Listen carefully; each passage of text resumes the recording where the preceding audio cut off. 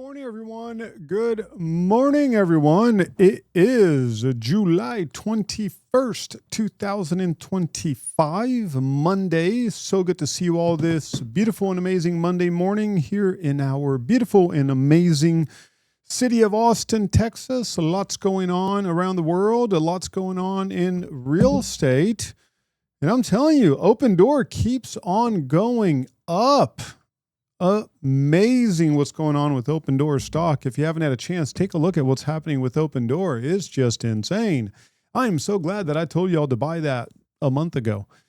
It is exciting to be here in our Monday morning touch point. This is where we get to look at the single best leading market indicator available for the entire Austin market. That's going to be the new listing to pending ratio. We're also going to take a look at the bond market and see exactly how we can position our clients in a favorable way.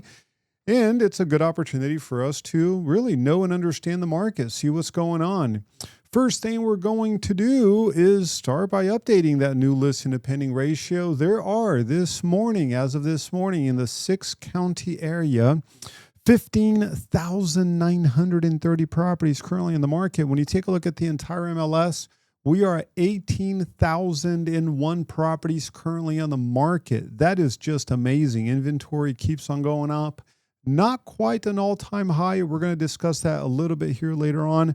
But let's start by updating the previous pending. As you know, agents tend to be a little bit on the slow side of things when they are updating the previous pending information. So we have to go backwards in time and we have to see, well, what closed and what went pending over the past few weeks. We are going to start by taking a look at the pending from July 7th all the way through July 14th. Keep in mind, this is going to be for the 6-county area. We always focus in the 6-county area for this specific resource. Other resources, we go ahead and just take a look at the entire MLS. But for this one, it's going to be the 6-county area. That's going to be from the 7th to the 14th. We're going to take a look at pending. And this number is going to go up from 384 to 386. Not that big of an increase. Let's keep on going. We're going to go from the 30th all the way to the 7th. That's going to be 433. That doesn't change. 23rd to the 30th, 512. That doesn't change. Then we're looking at 497. That does go up by 497. We're going to go from the 9th to the 16th. That's going to be 506. That doesn't change. 2nd to the 9th, and that's going to be 504. Okay, great. So all the information is completely updated with the latest and greatest. And now we can start updating what's going on this week from the 14th to the 21st. Keep in mind that all of the information except for pending locks down when we go from 11:59 p.m. tonight to midnight. It locks down. It does not change. The price increase, the price decrease, the back on the market, the active under contract, it'll stay the same forever. Pendings, we'll keep on updating that information for the next few weeks. But let us start taking a look at the number of new listings. And wow, okay, interesting. Last week, when we updated this information last week, 12:05. Right now, 11:04. 11:04. Let's take a look at price increase. We're at 118. 118 price increase. Price decrease. 2,048. 95%. This 96% that we had 2 weeks ago, the largest percentage ever recorded, largest percentage on record. The fact that we backtracked a little bit to 95%, that's good news. Let's take a look at back on the market. 225, that's a high number, 20%. Okay, interesting. That number went down a little bit from 24.26, still a fairly high number. Let's take a look at active under contract. Well, this is encouraging. Well, here's one good news that we can start the day with. 466. That is good news, you all. So we already have more active under contract, and the data is going to keep on rolling in for the next few hours until 11:59. But we are starting the day off beating last week by a huge, 11, that's not bad. So beating last week, beating 2 weeks ago. That's good. That's very encouraging. Well, let's take a look at pending. Oh, please give me some good news on pending. This is where you get to guess. I need 5 guesses. How many pendings over the next 7 days? We've got Sonia starting us off at 233, followed by Seth at a fairly more bullish 267. We are 2 down, 3 to go. Harold at a bearish 210. We've got 3 down, 2 to go. Let's get 2 more guesses going. Renee at a bullish 247. We've got Austin at a very bearish 205.9. And John D coming in at a very soft 199. Let me go ahead and click here. Okay, not bad. 250. We are starting the week at 250 pending. Not bad. I will take that. That means that we will have a better new listing to pending ratio this week than the previous week. That's good news. Still in the substantial increase in inventory. We're still adding inventory. We still have, out of every 100 properties coming on the market, when you've got a ratio of 0.54, that means that 54 out of 100 properties that came on the market are going under contract. Not 54 out of the 100. It's a ratio. It's a relationship. 100 comes in, 54 gets removed from the market, absorbed by the market. That's a very soft number. That means that inventory does go up. That means that demand in relation to the availability of that product is down. But I am encouraged that we are starting the day off at a 0.54. We're going to beat the 0.56. There were 3,605 open houses, and I am seeing open house signs all over the place. I'm also noticing a decrease in open house traffic. So keep that in mind. Buyers have a lot of options when it comes to open houses. When you host an open house, if you host an open house, do not be discouraged. It's a numbers game. Do not be discouraged if you just are there for 4 hours, 6 hours. And you're like, wow, 1 person showed up, 2 people showed up, no one showed up. It's a numbers game. Don't be discouraged. We did a lead generating in this market session last week, and you just have to get that pipeline really, really big because we have way less people acting on buying real estate. So that's going to be your weekly update. Let's go ahead and compare. Well, this is where it gets interesting. Already, we have a 7.4% year-over-year increase on the number of new listings entering the market. We've been positive all the way back to April 14th.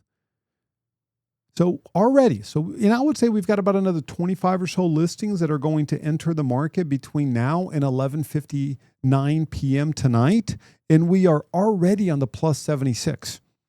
That means that we're going to be around the plus 110.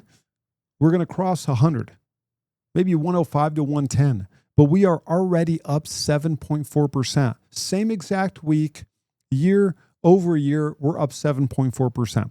That means that we're going to be up about 10%, matching back in June.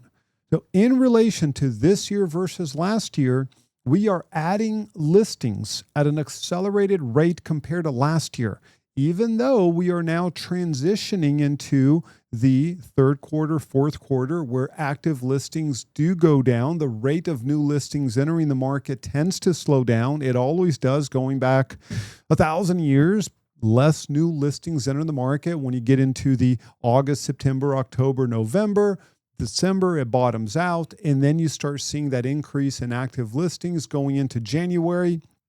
Tends to peak towards the July timeframe. That's usually when the market peaks on the number of active listings. Then it starts slowing back down again. We're going to review one of those charts here shortly. But you can see that year over year, more new listings are entering the market right now this year, 2025, compared to last year. On the price increase, 11 less than last year. On the price decrease, 55 less. And then back on the market, exactly the same. That means it's going to be slightly higher than last year. But take a look at the pending. This is where it gets interesting because 2 weeks ago, we were down 13.2% on pending. We were up 4% on the number of active listings or new listings entering the market. We're down by 13.2% on the number of pending. That means that the ratio is way off, 0.56 versus 0.69.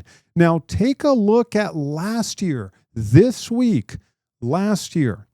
The ratio was 0.84. You see that number right there? Let me go ahead and just highlight this, do a little arrow for you. Last year was 0.84. We went from a 0.69 that was 2 weeks ago, a year ago, to a 0.84. So we do see this natural bump that happens the week following Independence Day. And we can see that right now we are 2 weeks following Independence Day. We can see that right now we're seeing the same thing. We're already at a 0.54. The week before we're at a 0.56. We're going to end right around the 0.69-ish or so, matching 3 weeks ago, might get up to 0.7. But last year it was at a 0.84. So we are still trailing last year, but we will take gains anywhere that we see it. We will always take gains anywhere we see it. Let's go ahead and start updating the monthly data and see what's going on this entire month. First thing we're going to do is take a look at June and see if we have to add any pendings to the month of June. That's going to go up to 1806. Do we have to do anything for the month of May? Let me select all of May, and that's going to be 2069. Let's go to April just to be sure. That's going to be 2119. I'm going to go to February. I just want to make, or March. I want to make sure that all of our data is perfect. That does not change. Last one, we're going to go to February. This actually goes 1717.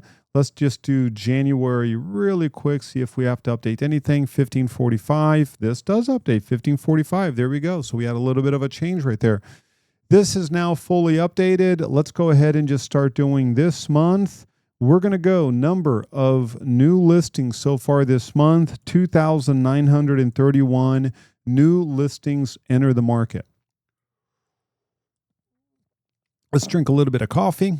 And then we're going to be doing the price increase. So far this month, we are at 447 price increase. Let's take a look at price decrease. Wow, this is amazing. We are at 5,478. 92%. Better than the previous 2 months. We had 93%. And that's simply the difference between anything that could have gone up or down, what percentage went down. That's all that is. We're at 92%, better than the previous 2 months. That's good news. I'll take that. Let's take a look at back on the market. We are at 641 back on the market, 22% back on the market. That's going to be the highest percentage going all the way back to December of 2024. Something interesting is happening with back on the market right now. We transitioned from back on the market. It used to be back on the market like, oh, I feel like I impulsively bought this property and I just don't know. I feel like I didn't have enough time to take a look at it. The feedback that I am getting is that the back on the market sentiment is different. Now it's hey, a better property came on the market. A property that I like even better came on the market. Or it's I'm a little bit apprehensive. That's what's happening with I've got more options. There we go. You're absolutely right, Bertina. It's like, hey, I liked the property. It's nothing against the property. It's not that I don't like it. Is that all of a sudden I just saw another property come on the market, slightly better, slightly less expensive. Can we go ahead and terminate this one and put a contract on that one? So it's not that the buyer is leaving the market, is that they have more options. So keep that in mind. That is happening. That is the feedback that I am receiving from you all. And I'm certainly noticing that while processing not only terminations, but having discussions with you all on buyers that are saying, I want to pursue that other property. Can I pursue that other property? And then if I get it, can I terminate this one? Well, yeah, if you do it during the option period, you can absolutely do that. Let's take a look at pending or active under contract really quick. Active under contract, we're at 1285. And pending right now, we're, oh my goodness. Okay, so this is where we do not overlap the weekends. So this is the month to date pendings. Month to date, we are July 21st. You're going to have to guess. I don't care if you're wrong. How many total pendings from January 1st or July 1st to July 21st? Only two guesses. Give me two guesses. How many pendings okay, we've got 906, we've got 300. Those are two good guesses. We have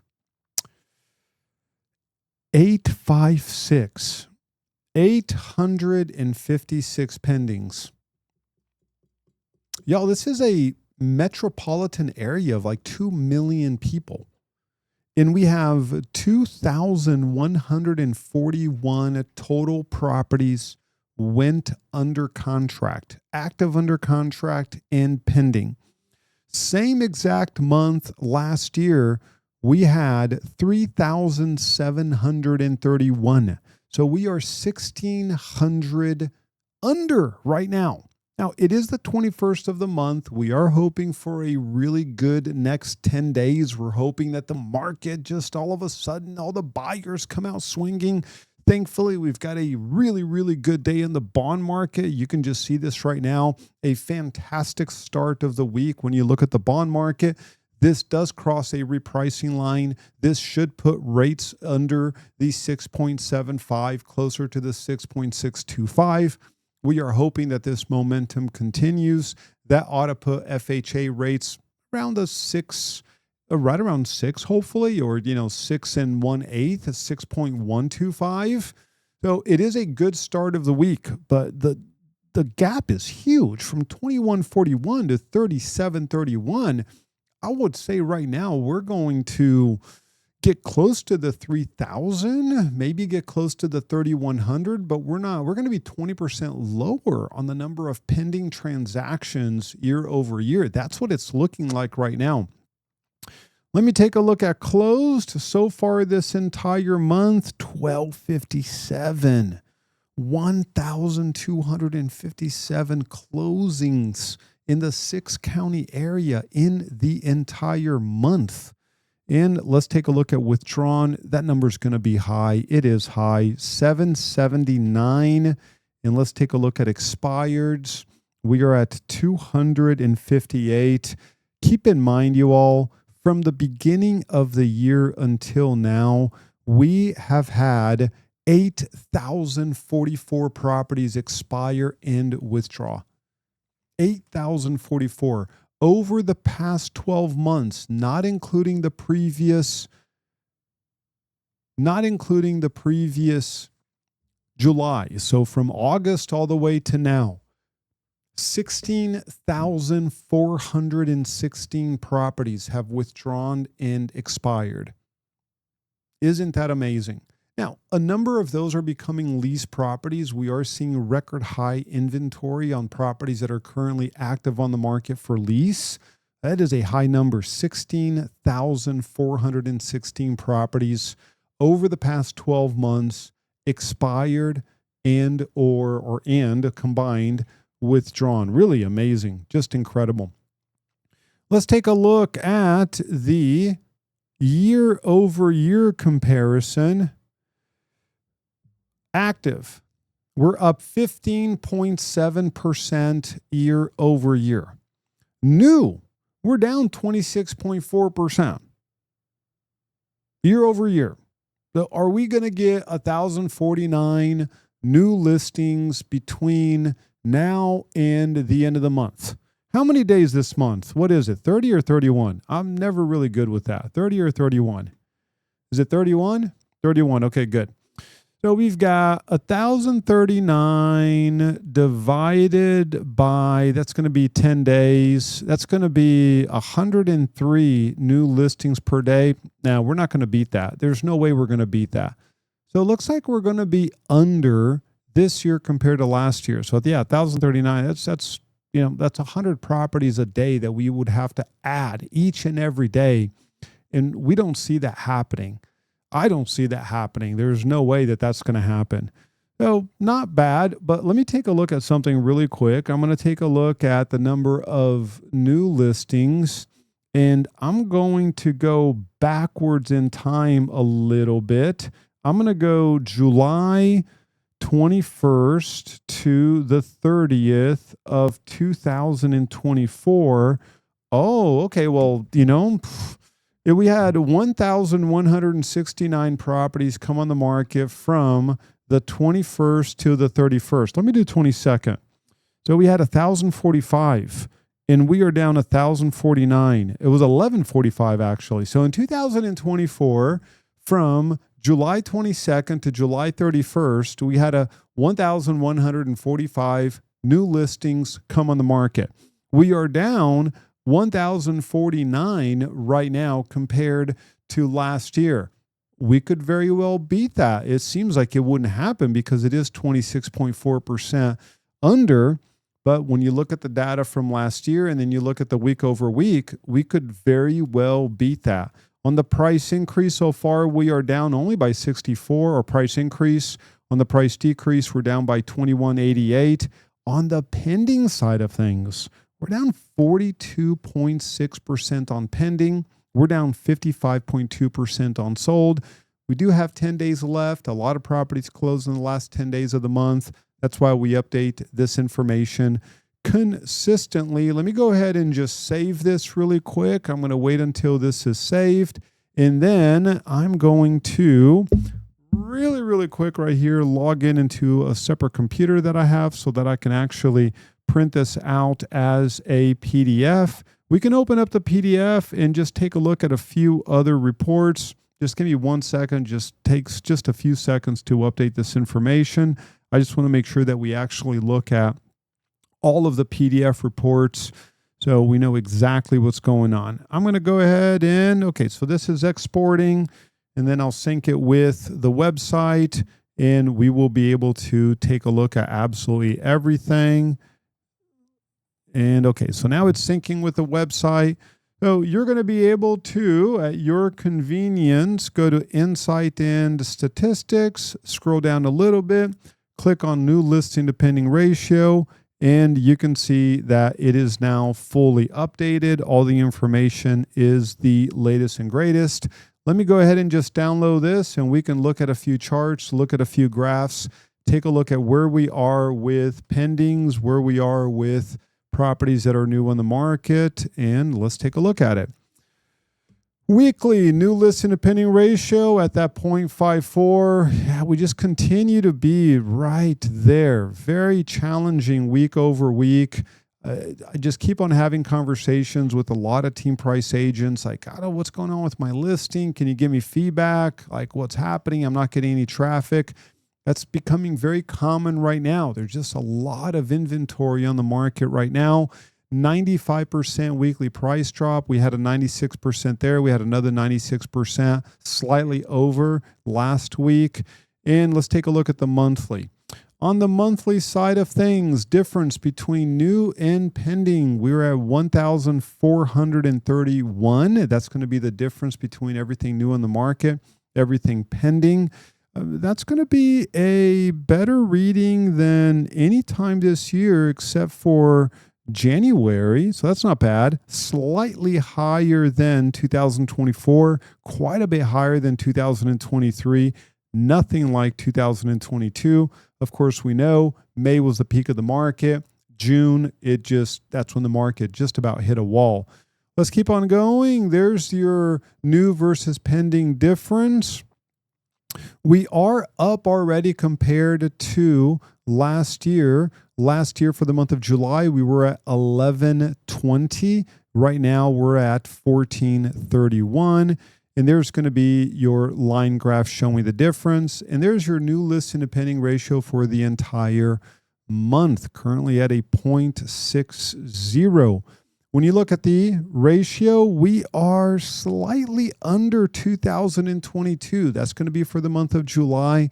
We are 22.5% below historical average for every July on record going back to the year 2000. Active listings, this is going to be a second record high. The record high was last month at 16,315. We're at 15,930. Too early to tell if we're going to beat the June record high, but it's going to be very close. Last year, the transition between June and July, active listings went down. It's a 50-50 right now on whether July is going to be a record inventory month or whether June is going to be the record, and we're going to go down a little bit. When you take a look at active listings at 15,930, that's 47.9% above average. It's really hard to fathom that back in 2021, we only had for the month of July 4,372 active listings currently in the market. Let's keep on going. We're going to take a look at, so we've got the new listings for July. Take a look at the cumulative new listings. When we add everything, January all the way to today, we still have 10 days this month, meaning we could very well get another 1,000 new listings that come on the market between now and July 31st. And yet we've already reached a record high of 32,456, already a 2.8% increase compared to the same time last year. And let's take a look at some pending information. There's the pending. Let's take a look at cumulative pending. Cumulative pending, we are 1.4% below average. When you add everything that's gone pending from January to July, we're at 25,259. When you look at pendings per 100,000 people,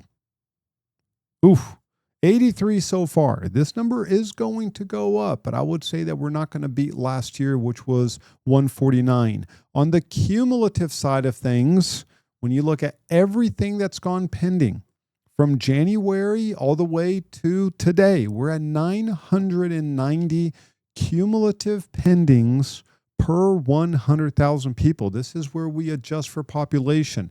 We do the apples to apples comparison.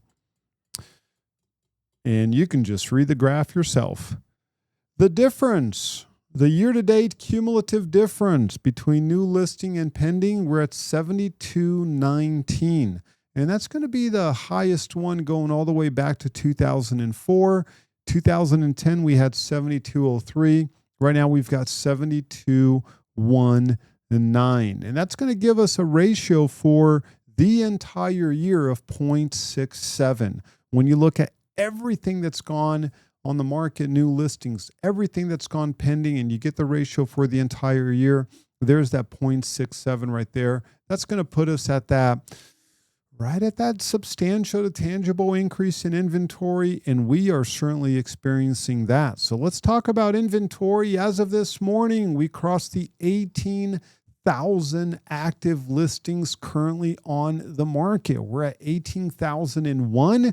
The previous record high was Friday, June 27th, at 18,076. We're only 75 listings away from breaking the previous record almost 1 month ago. The interesting thing is to see what's going on right there. Do you see that? Look at that. We had a big drop. That's going to be your withdrawn and expired, and now it's going back up. Very interesting. When you take a look at last year, we had this big drop right there. When the month transitioned, it went down, went up a little bit, and then it started going down.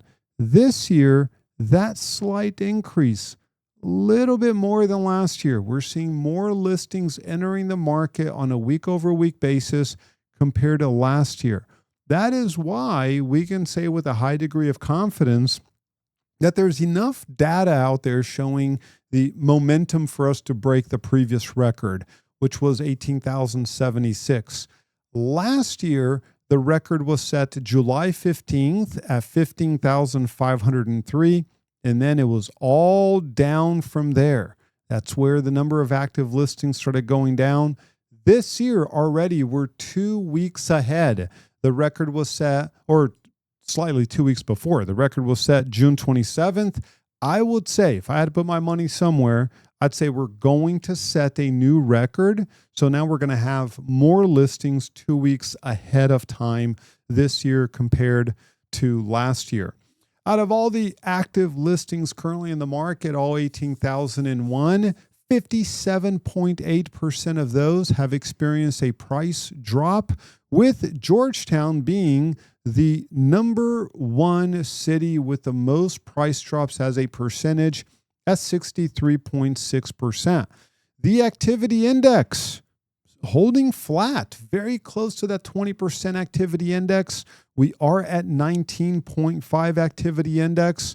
Let me really quick go to active residential inventory and show you what the activity index is for resale versus new construction. And that's going to be, oh, wow, take a look at this. Activity index for new construction, 28.09. Activity index for resale, 16.38. That's going to be your activity index for resale. The overall activity index across the entire market at 19.5, trending towards the cooler side of things. That means that inventory got pushed up a little bit to 6.38. We went over the cumulative new listings on the pending side of things. We backtracked a little bit compared to last year. We're down 2.6%. That's going to be the difference between pendings last year and pendings this year. We have 4,350 pendings today. This same day last year, we had 4,464. And that's going to mean that the activity index trending down a little bit. We can see that over the past few even days, that activity index dropped just a little bit. 2 years ago, the activity index bottomed out first week of November. Last year, the activity index bottomed out second to third week of August. So far this year, the activity index is bottoming out first week of July. We do not know what's going to happen to this line. If we get more listings entering the market, that's going to put more pressure on the activity index unless we have a surge of pendings. That's why the bond market being down now 6.4 basis points is really good news. Our hope is that lenders will issue repricing. As of now, lenders have not repriced anything quite yet. They usually don't do that until noon. But this is good news that in the past 5 days, we've crossed 2 repricing lines. We are still right now right at that 6.75. But with us crossing a repricing line, we really ought to be down to the 6.625. Hopefully, lenders will have the ability to do that. That ought to spur some demand into the market, increase the number of pending properties, and therefore improve the activity index, being pending divided by active plus pending. That ought to improve that. The number one city is Kyle. Kyle and Buda, they've been fighting that number one spot. They go back and forth. Right now, 31% activity index in the city of Kyle, 30.5 in Buda. And then on the bottom side of this, you've got Smithville at 7.4. The cities that are right at the median in average, you've got Leander and Del Valle. Both of them are right there, that median, that average. Violet said new construction. You're absolutely right. When you go to activity index on teamprice.com, you can get that full breakdown on what is the activity index for new construction, what's the activity index for resale. You just go to activity index. You've got city. You also have zip code. We've got those reports for both. And you can see right here that Kyle. Whoa. The activity index in Kyle for new construction, a amazing 41.7. 41.7. The activity index for resale, 18.2. You know what this red dot is? This red dot is a visual representation that the activity index on resale is less than half of the activity index on new construction. And out of the 30 markets that we track, the 30 cities that we track, 7 of them are red, meaning 7 of them, the resale market is less than half as active as the new construction market. You take a look at Buda, 44.7. You're right, Sonia, 44.7. Incredible. There's that red dot right there. Not only do we have 47.1% more inventory on months of inventory in Buda, but we have less than half of the activity in Buda at 18.3% activity index. This information right here, you all, a gold mine for listing presentations, buyer presentations. Take advantage of all this information.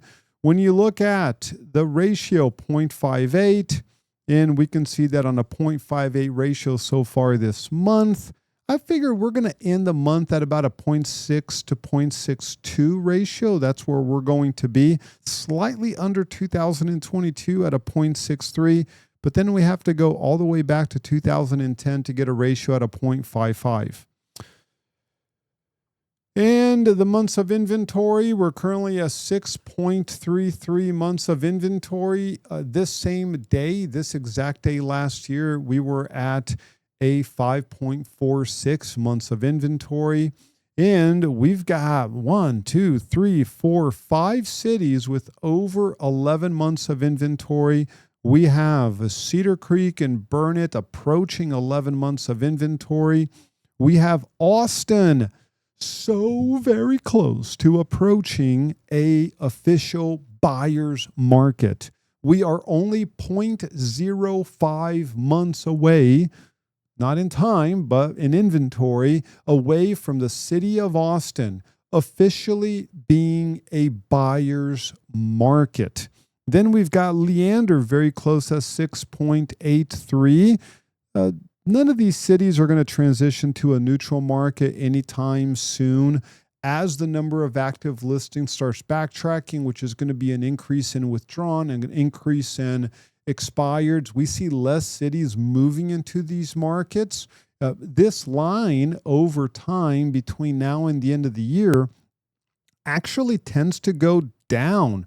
You see less and less cities transitioning into a worse market simply because less inventory is available currently on the market.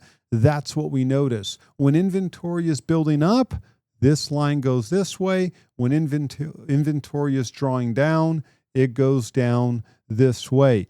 But we are seeing a lot of pressure on pendings, not nearly as many properties going under contract. And of course, we do have a pretty significant drop on the number of sold properties. So when you divide the number of active properties based on less sold, you see an increase in inventory, months of inventory. You've got less to divide the active by the sold. That's why we go over this information really weekly and 2-3 times a week, but that's why it's updated daily. When you look at the year over year, City of Austin is up 33.3% year over year. Jarrell up 111.2%. Months of inventory year over year. Wimberley now is officially year over year the only city that has a drop in inventory. Not too long ago, we had 4 or 5 cities that had a drop in inventory. Now we're down to 1 city. Last year, Wimberley had 8.28 months of inventory. Right now, 7.78. So we're seeing more and more cities with inventory increase compared to last year. When you take a look at the year to date, very similar. Buda now only has a 3.2% drop in inventory. We had way more cities with a drop in inventory. Now we're down to 2, only Buda and Hutto. And even Hutto, it's only down by 28%. That's going to change here in the next few weeks because we are noticing a slowdown in the number of properties that are closing. We are expecting a little bit less than 2,700 properties closing this month. This month last year, we were at 2,807. So the cumulative sold properties, this is a forecast where we take all of the sold properties and we forecast out what's going to happen in the next 11 days, 10 days, and we are forecasting 17,834 cumulative sold properties, which is just amazing. That is a drop of 5% year over year. We had a slight increase last year of 0.1%, call it flat, but right now we're experiencing a little bit of a drop, 5% year over year. Cumulative sold per 100,000 people, that's going to be a little bit more of a pronounced drop because now we're comparing the number of sold with a slight increase in population. There's that apples to apples comparison, and that's going to be 699. On the realtor side of things, we've had 3 years flat, 2023, 24, 25. Very similar when you look at the cumulative sold properties per 1,000 realtors. Hanging on right around that 950 mark. We're not noticing a huge increase or a huge drop. The big drop happened from 2021 to 22. Another pretty big double-digit drop between 22 and 23. And now it's just flat compared to 1,000 realtors. And let's talk about pricing because this is interesting. Take a look at both the average and especially the median. And let's focus on the median a little bit. On the median side of things, we're at 445,500. We're up month over month by $510. Year over year, we're up by $500. The sold to list price ratio, we're at 97.16. And that's the same ratio we had back in November. The ratio, sold to list price ratio, back in July of last year was 97.63 or 53, 97.53. We're at 97.16. What this tells me is that this number is going to go down. This number is going to go negative. This number is going to go negative. There's a risk of the month over month also going negative on the average. We are still up 6,271. We're up 19,000. I do not see the year over year going negative on the average. That's a really big number, but I do see us getting under the 1,000 on the month over month. I can certainly see that. On the median, right now we have less expensive homes that will sell towards the last 10 days of the month. That's just the way the market is. And when we're entering the last quarter of the month or the last 1/3 of the month, and we're only up by $500, it's a guarantee that it's going to go negative month over month. It's going to go negative year over year. So the average sold price at $598.36, that does give us a 13.36% drop from the peak May 2022. On the median side of things, we are now officially over $100,000 drop. We're at 19% drop since the market peaked. 19% drop, $105,000 drop, which is really amazing.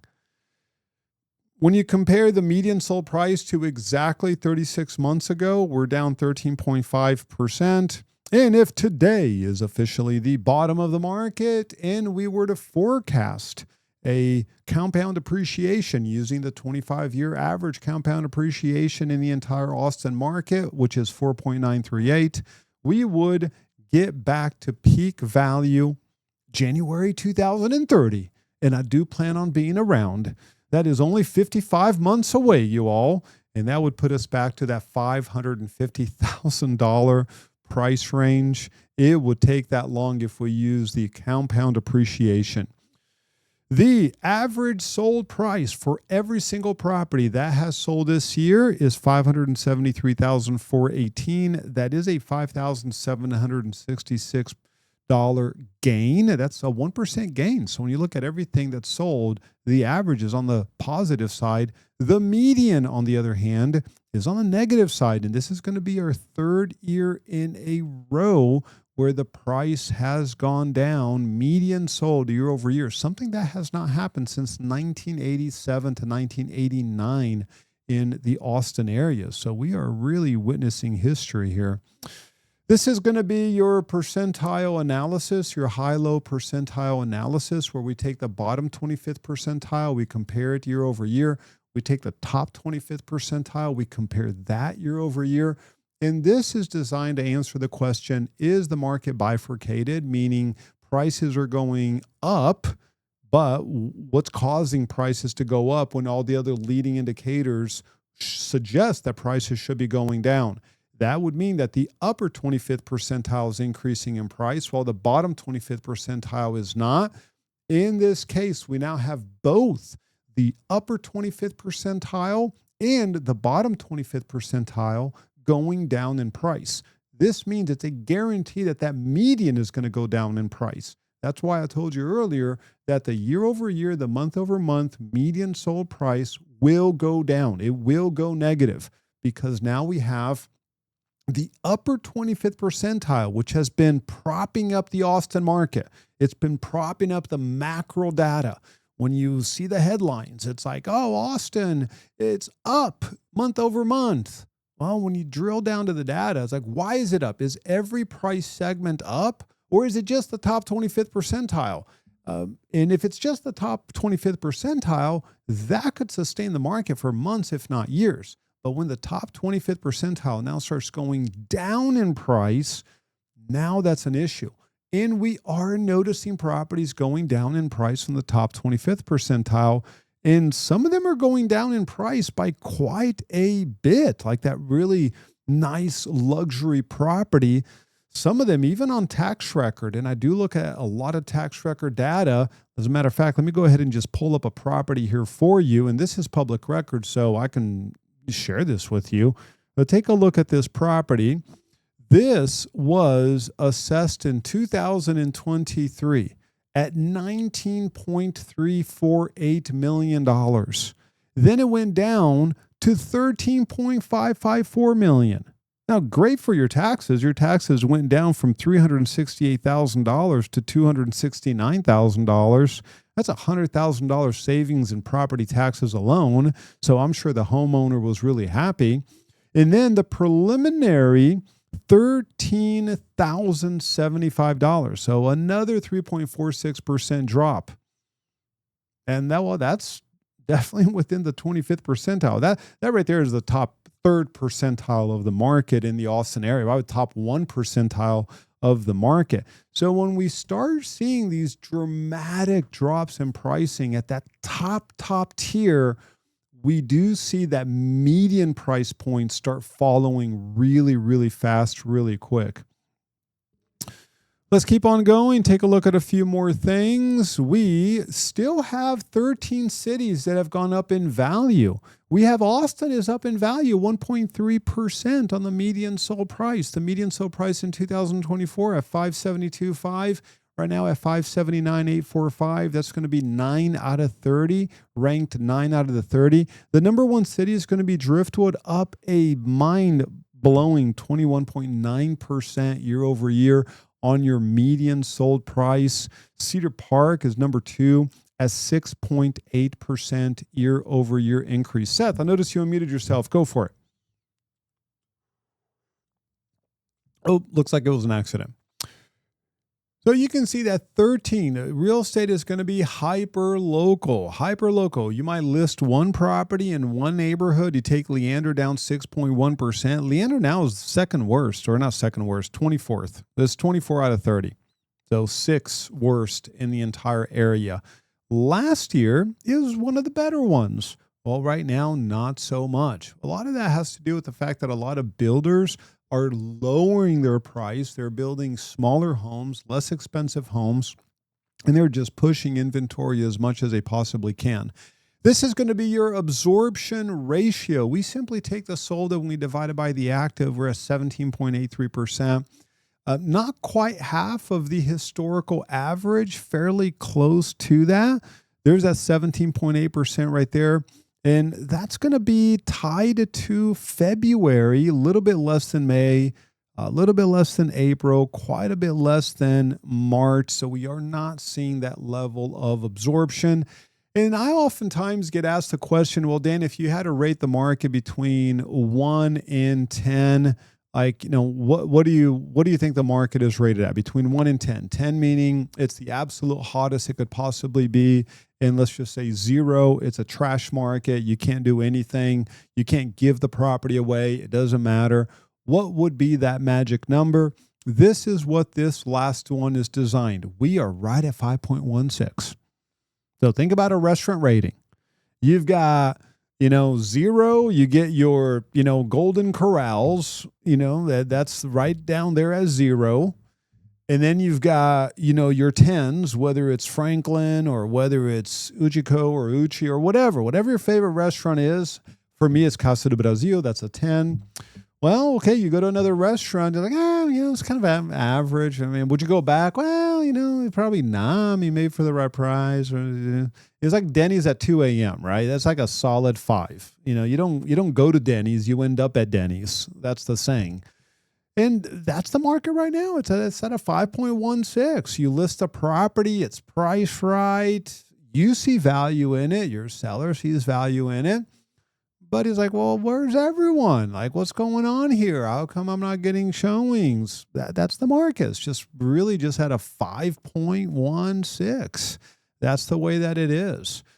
So Denny's is a 0? Well, it depends. Denny's at 2 a.m. might be a 10. It really does depend. It depends on timing. There are a lot of factors that could make Denny's at 2 a.m. a 10. I'll say that much. So I'm just that's what I've heard, at least. That's what I've heard. The Denny's at 10 a.m. is a 0. Denny's at 2 a.m. could be a 10. Let's go ahead, take a look at a question right here. I do have a question if you want to address it in the meeting. Is there a way to require the delivery of subdivision information but waive the right to terminate after receiving it other than receiving it before going under contract? Let's clarify a few things. Is this a condo or is this a residential property? Condo or residential property? Sounds like it's a condo, but I want to verify.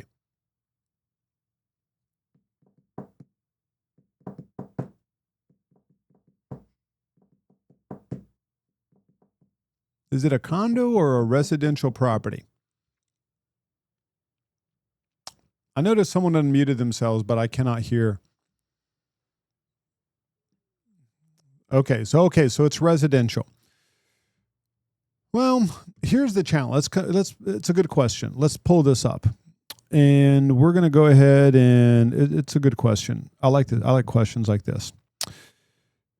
So the question is, we have not received the information quite yet, right? Well, we haven't given the information quite yet. The subdivision includes a copy of the restrictions. It includes the bylaws. It includes a resale certificate. So that's what it includes. It's all encompassing. When you look at the condominium contract, it's 2 completely separate sections. The residential, you include the HOA addenda, TXR 1922, and the subdivision information includes everything. So the question is there a way to require the delivery, but they waive the right to terminate after receiving? The answer to that is going to be a no. And the reason why is because what we can do is we can change language that is agreed upon between the parties. You can amend the sales price. You can amend the option period. You can amend the time for delivery. What we don't have the authority to do, and I would even say neither does the buyer or the seller, is change a property code.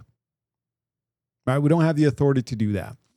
And the language for review and the language for delivery is language from the property code.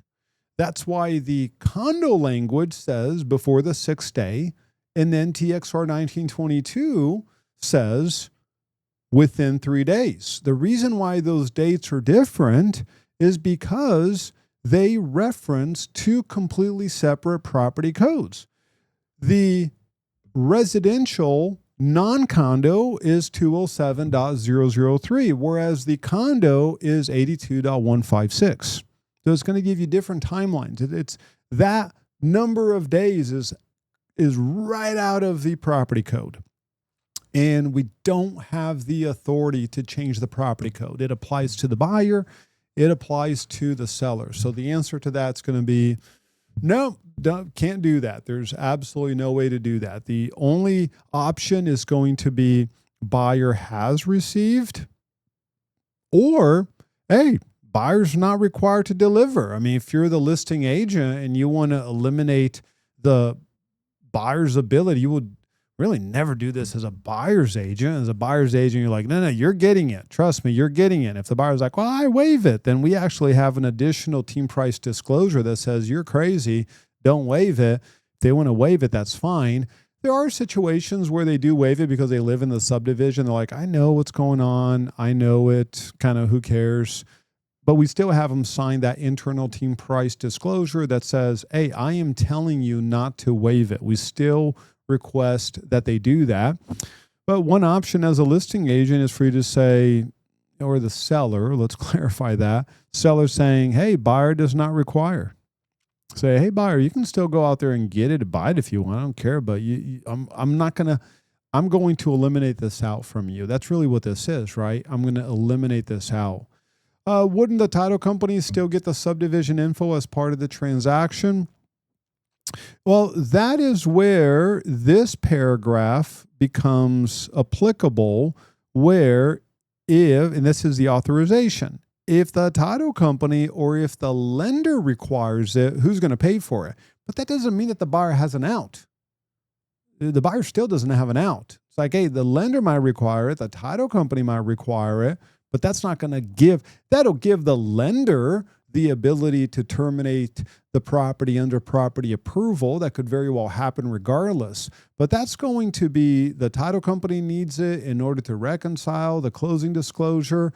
The lender needs it to make sure that they've got all the information, the insurance information, who's going to pay for it. But the buyer doesn't need it. The buyer's not requiring it. The buyer can't terminate. Does that make sense?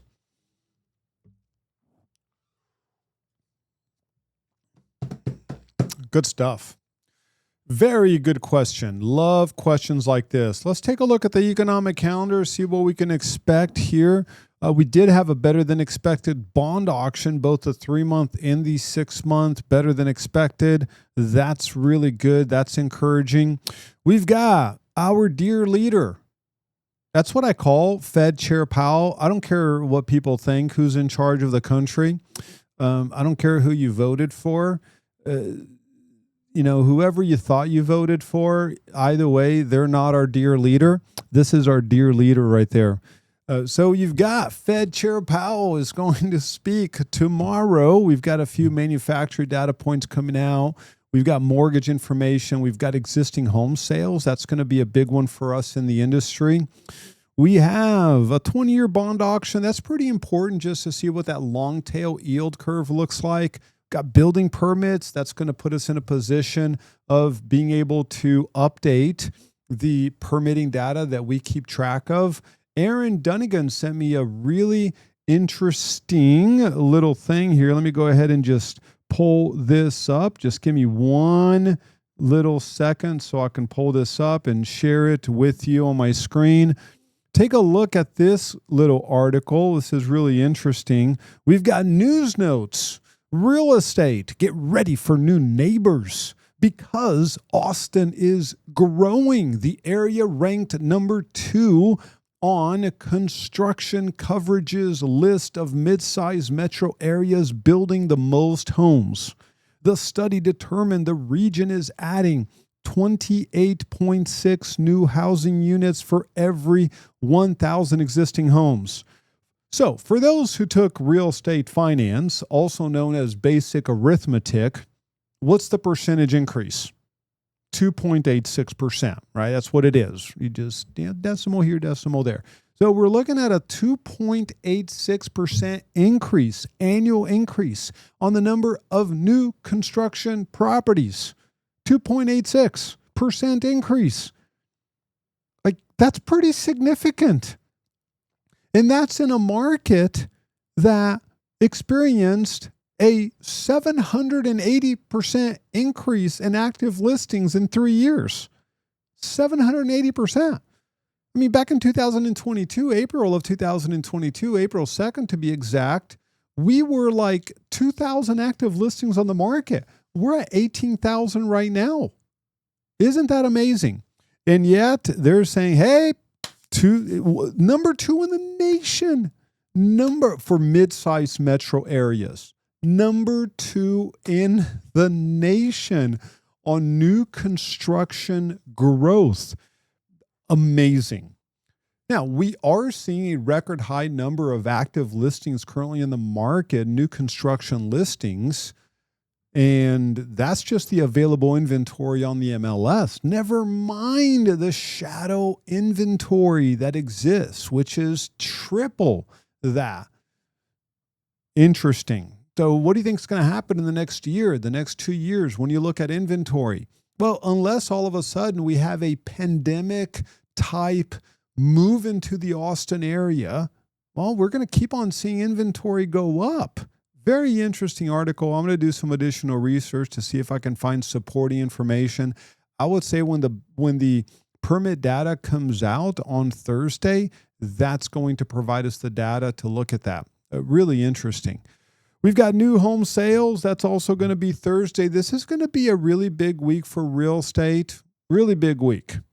And then next week, let's take a look really quick. Next week, we've got my favorite one. We've got HPI, Home Price Index. That's where we're going to update the Fannie Mae top 40 cities. We update a lot of information next week when you look at the HPI, the Standard & Poor's Case-Shiller Home Price Index. We divide that by CPI. We take the inflation adjusted price of real estate. I love it when this data is released. I can just barely contain myself. I just get up especially early in the morning just in anticipation for this data to be released.